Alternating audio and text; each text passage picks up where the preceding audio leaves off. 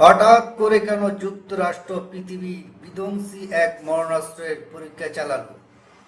এই প্রশ্নটি এখন আন্তর্জাতিক রাজনীতিতে বেশ আলোচিত।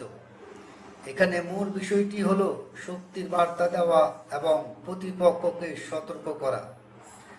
সম্প্রতি যুক্তরাষ্ট্র তাদের পারমাণবিক সক্ষমতার অংশ হিসেবে একটি আন্তঃমহাদেশীয় ব্যালিস্টিক ক্ষেপণাস্ত্রের পরীক্ষা চালিয়েছে, যার নাম LGM-30G মিনিটম্যান-3।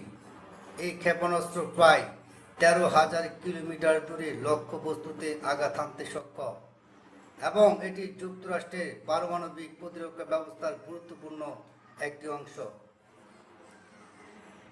এই পরীক্ষার মূল কারণ কেবল অস্ত্র পরীক্ষা নয়, এটি ছিল একটি কৌশলগত বার্তা। কারণ বর্তমানে বিশ্ব রাজনীতিতে উত্তেজনা বাড়ছে, বিশেষ করে রাশিয়া চায়না প্রতিযোগিতা, ইউরোপের রাশিয়া ইউক্রেন যুদ্ধ এবং মধ্যপ্রাচ্যে ইরান ঘিরে উত্তেজনার প্রেক্ষাপটে যুক্তরাষ্ট্র দেখাতে চায় যে তাদের পারমাণবিক প্রতিরোধ ব্যবস্থা এখনও শক্তিশালী এবং কার্যকর। আরেকটি গুরুত্বপূর্ণ দিক হলো এই ধরনের পরীক্ষা সাধারণত আগে পরিকল্পিত থাকে। যুক্তরাষ্ট্র প্রায় জানায় যে এটি রুটিন স্টেট, অর্থাৎ নতুন করে যুদ্ধ শুরু করার সংকেত নয়। কিন্তু বাস্তবতা হলো এমন পরীক্ষা বিশ্ব রাজনীতিতে শক্তির ভারসাম্যর বার্তা দেয়। সংক্ষেপে বললে এই পরীক্ষা তিনটি উদ্দেশ্য পূরণ করে।